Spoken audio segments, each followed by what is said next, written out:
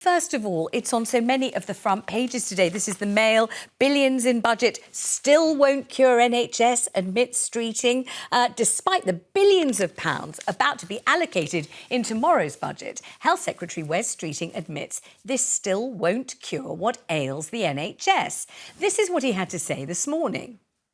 A single budget isn't going to fix all of the problems in the NHS. These have been 14 years in the making, but we can grip and stop the decline and start turning the ship around, and people can judge us on our results at the end of this Parliament and decide whether or not they'll give us the chance to finish the job. So will people be waiting on trolleys this winter?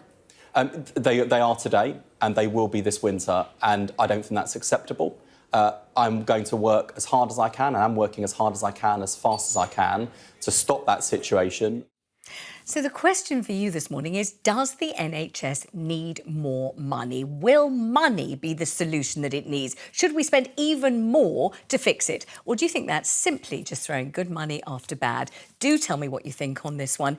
Is the NHS so broken that money won't make any difference? Or does it need something else, not just cash? Do you think there should be an endless pot of money simply pouring into the NHS? The number's 0207 862 2222. That's the number you need. Whether you're working in the NHS, whether you've been treated by the NHS, give us a call now and do share your thoughts with us. Marina, is it money? Is that what's needed? Just lots and lots of it? OK. It's not about an endless pot. We can't afford an endless pot of money, but it is about acknowledging the issue here. And if we are serious about providing healthcare free at the point of use and not having these huge waiting lists that are so damaging to individuals and society as a whole, then we need to acknowledge that the NHS and the funding as it currently stands is not big enough. We have an ageing and ailing population by any metric, whether you're looking at scanners or midwives or whatever, it is too small. Comparative to G7 countries, our spend is the second lowest. We need to be really sensible here. I think what Labour come out with, they're doing some good things with recruiting more midwives, more GP capacity, but if we are seeing tinkering around the edges and not a significant investment, and frontline doctors like Dr Dan Goyle have said, £3 to £6 billion, then we know Labour are serious. But this needs to go into not the private sector, which is why Wes Streeting, all eyes on Wes Streeting here, don't do that, because the private sector will just cream profits. Put that into the NHS so they can hire the staff, they can hire the equipment, they can open theatres. Some theatres aren't open 7 days a week. But how are you funding this investment into the NHS? Who's going to pay for it? Well, then that is, again, where Labour needs to be bold about their tax rises. They obviously have got some plans for how they're going to plug some of these, some of the funding for this. But I do think, and I talk about this all the time, there is an explosion of wealth in this country, an explosion. We have so many billionaires now. And How we have terrible. so many loopholes. You say that like it's a bad thing. Albie, please don't. No, but you do, because you're about to call for a wealth tax. We've had this conversation before. A one-off 2% wealth tax on assets over £10 million. Yes. So I knew exactly what you were going to say. Now, it would raise... I'm sorry, are you genuinely going to die on the hill of billionaires who have profited off the backs of other people? No, but I will. But I will die on this hill. It's an interesting interpretation, though, to say billionaires have profited off the backs of other people. You might say some of them have, but many of them will have given employment to other people. They will have set up all sorts of industry and all kinds of profitability. They wouldn't be billionaires without the people, without the infrastructure that relies on all of us as a society. No one needs to be a billionaire. In fact, you just have to look to the US to see the impact of being a billionaire. But fine, if we're going to have them, tax them properly. We have got a group in this country called the Patriotic Millionaires. They are literally pleading with the government to tax them more because they have the funds and they see the disparity in our society. They can donate to the government on a government website, which is very easy to do. All Those right, of us that don't want to pay more tax I'm not surprised to don't see want are to. coming and flooding in on this subject. Does the NHS need even more money? Is that what's going to be the cure-all, or is it something else? Let's talk to Colin in Cheshire about this. Hello, Colin. Thanks for ringing. Morning. Morning to you all. Hi. What do you think? Is it about investing more money? It shouldn't be to start with. They should start clearing out the NHS of all the jobs worth that sit there. Are you talking about the management tier? Are you saying there are too many managers? Not just management. No. Go all the way down. Now, I've recently had an operation in hospital. Yes. And to go into the hospital, I got phoned up and asked if I could come in early for my operation. Mm-hmm. And I said yes, so I rushed about, got myself ready, went into hospital. Yes. And the two people there, the two admin staff that were doing the processing for admittance, sat there and did nothing but look at their phones and look at their monitors. And I ended up being late because they did nothing. They're more interested in their WhatsApps or whatever they're using than they were in sorting me out. I had to go up again to the desk and say, I've been waiting here now for over an hour for an early operation. Tell me about, though, the nurses and the doctors and the operating theatre staff, the porters, the cleaners, those people who brought you food. I mean, how were you served by everybody else working to get you through and out the other end of an operation, Colin? The doctor and the nurses, they were very good. Mm-hmm. Nothing whatsoever wrong with them. Mm-hmm. And the cleaning staff, when you could find them, because they were very short in supply, they were good. But the admin side, atrocious. I had to go back for further, I feel like... Colin, OK, so operations. Can I just ask, so those admin staff that you say are on their phones waiting, do you genuinely think they are what caused the delay? Do you genuinely think there was a doctor or a nurse or whoever, specialist, waiting with an empty room and the reason you didn't get to them was because of the admin staff? Or do you think... Yes, definitely, because I was really called in by a doctor really to come to my operation early. And you think it was the admin staff acting as the gatekeeper to you going in, rather than the fact that it wasn't capacity or the GPs or the surgeons or whatever weren't ready for you? I mean, please. Yes, it was the admin because, as I said, the hospital called me in to have my operation early. And so what you're saying is, I mean, that you would like to have removed those two admin staff who didn't seem to be working hard and, well, you think holding up the whole process. But obviously they would have to be replaced with other admin staff who you hope would be more efficient. It wouldn't be much of a saving, I don't suppose, Colin. Thank you so much for the call. I'm glad you're recovering from the operation. Let's have a chat with Bill in Manchester. Hi, Bill. Morning. Hi, good morning. Hi.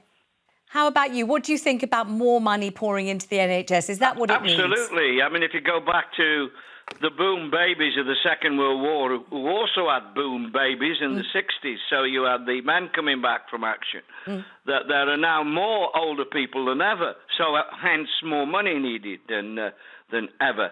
And as far as this business of staff being on the phones, they are forbidden from using apps and stuff. The phones that they are is absolutely to do with patient and hospital business, and not apps. And in fact, there's a sign at the MRA Manchester telling you that as a patient.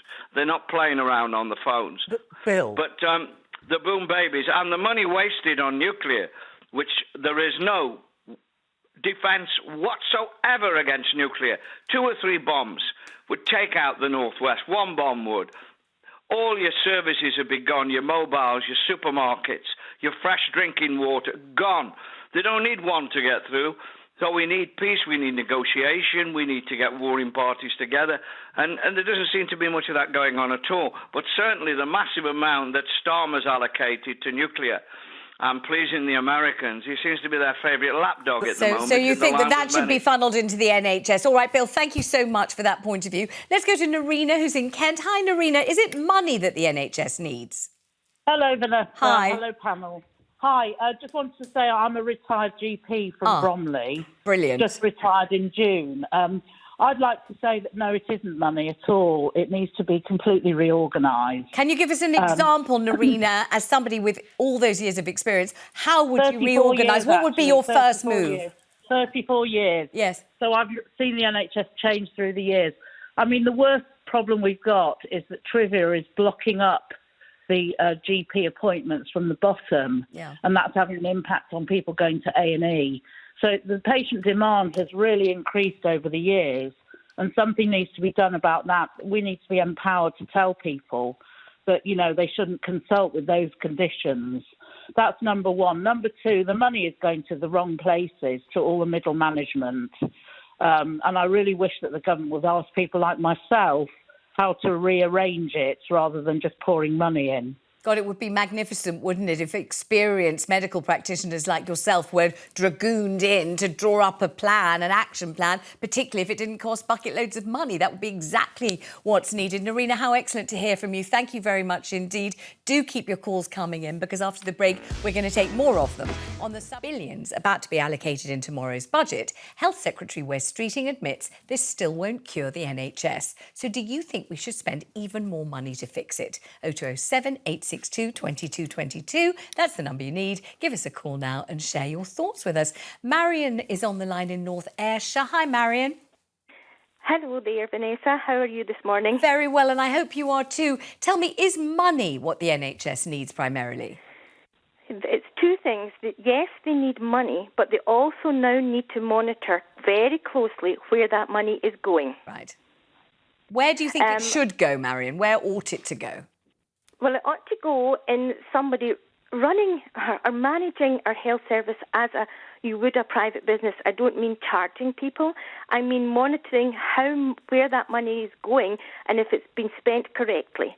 As your retired GP said, we have a top-heavy management structure in the NHS, and that just does not make sense when we need the money to be going to the nurses and the patients for their care.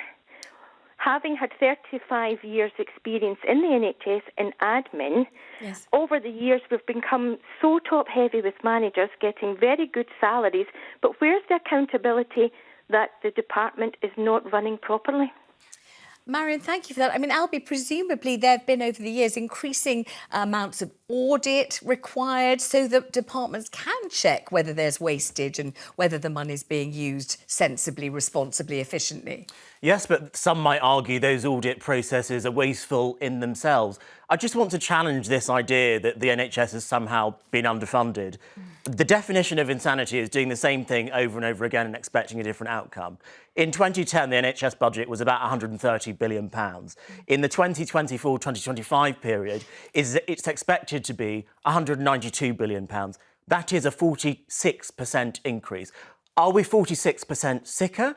What's going on there? Where is that money going? The NHS, there's more money spent on the NHS than ever before, but it's not getting any better. Why do we think it constantly increasing the amount of money, as we have done for the last 14 years, by almost 50%, is going to lead to better outcomes? Okay, so it's led to worse outcomes, hasn't it? Please also acknowledge that under the Conservatives, what was included in their health spend budgets was the incredible levels of corruption. So all of those PPE contracts, for example, the billions frittered, that actually sits within the budget accounts numbers for 1 year out of the 14. You're referencing. We have our needs as a country. One, we have a bigger population.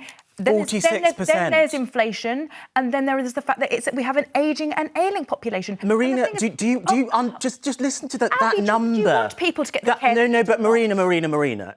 What I wanted to do was challenge this notion that somehow the NHS is underfunded. If a budget, it is underfunded. Hold on, It's been chronically underfunded. if a budget of anything increases by nearly 50%, but then none of the outputs get any better, then something is seriously wrong, isn't it? Let's talk to Shelley in Newcastle about this. Shelley, do you think it's money that's at the root of the problem with the NHS, or is it something else? What do you think? Morning. Well, it's not. I've got a few points, if I don't mind, because Wes Streeting did say he was going to reform before money. COVID has had a massive impact, but the nurses, apparently there's 40% reduction of them applying, and Wes Streeting had no answer of how he was going to get the nurses to sign up. He just said we've given them more money. Yeah. Adult social care, there's been not a mention, and it's been well known that it has massive blockages with the old people. It happened with my mum. Yes. And he says he's 14 years of the Tories have been in, but they've had 14 years to come up with a plan. And yet he's going to do a 6-month consultation when I thought they said we had a plan when they came in. And another thing, wastage. My son had sprained his ankle. Yeah. They'd give him a crutch. They didn't want the crutch back. Why? Yeah, we hear of this all the time. They could sterilise the crutch. There's loads of wastage in the NHS.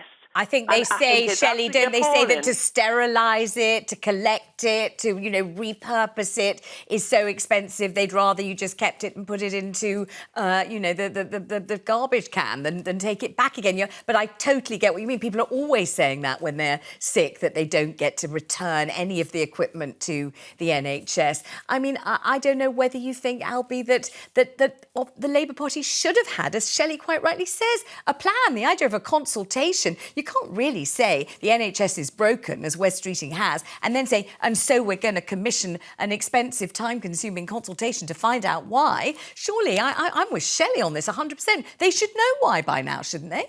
I mean, I am with Shelley on this, but I suspect if Wes Streeting was here, he would say, oh, well, we didn't know how bad it was until we got in office. For goodness sake. I mean, how much longer are they going to carry on trotting this line of it's all the Tories' fault? I would admit the Tories were not perfect in government. Labour had 14 years to come up with plans. They have had an awful first 100 days, Marina. It's gone terribly. And making an announcement they're going to spend 6 months on a commission for the NHS of how they're going to improve it. It's not good enough. I'm not sure that the phrase, we're going to commission an inquiry into this, ever strikes a spark of joy in anyone's heart. You always think expensive, long, and how long do we have to wait for the answer? There is a degree of access needed. Like, if you're going into a new job, you can't just start speaking to the people that are going to be your stakeholders before you get into that job. There is going to be a degree of that goes hand in hand with this. But I agree, there should be some solutions which should have been done prior to this with people who are in, front line in the industry, understanding where the money needs to go, and if it's missing from the budget, I will come down on them just as hard, believe me. All right, let's talk to Maureen in West Sussex. Hello, Maureen. Morning to you. Oh, good morning. Hi. Hi. What do you think should happen? Do you think that the NHS simply needs much more investment, or is there something else you can see that could be corrected? No. It doesn't need more money. There's too much money. Well, I'm not saying too much money, but what money there is needs to be better managed, a lot better managed. What do you think is happening to it at the moment? Are you thinking that it's being wasted? Yes, I do. And have you seen this yourself? Have you been in hospital or at the GP? Have you noticed wastage, do you think? I've worked in the NHS okay. for a number of years. Uh-huh. And I'm 83 now. Yes. And all I see is the waste that goes on. There's a lot of pilfering for a start. Uh-huh. And one way, perhaps, of raising a bit more money to spend is to get the patients to pay towards their food. Oh. If they were at home, they'd have to pay for their food. Come on. Marina seems appalled by that. Lots of people think that's a very sensible thing. I mean, if you're at home, you have to pay for your food. Why should you get free food? Because you're in hospital. You're sick. You're going through something through no choice of your fault of your own, and you are expected then to pay for your food while you are recovering. Why not? You have to eat. You have to eat wherever you are. It's a hospital. You don't choose to be there. Are we genuinely having this conversation? I don't know about paying for food, but I certainly have nothing against those who can afford it co-paying for their NHS treatment, a nominal fee like we see in lots of countries, including Ireland, just across the Irish Sea. The NHS may well need more money. The question is, where does it come from? Does it come from the taxpayer? Does it come from private enterprise? Does it come from the patient? I don't think taxpayers can be squeezed anymore. What you're saying, lots of people will think, Albia, is absolute sacrilege. They will think that free at the point of use to all is the absolute central tenet of the whole thing. And if you start saying, if you can afford to pay and contribute, then the whole thing is just unthinkable. People will... Maybe that's unthinkable, but I think we need to change that mindset because in the 21st century, it is not going to be practical. Right, thanks to you both. And Maureen, thank you very much. Thanks so much for your calls on this.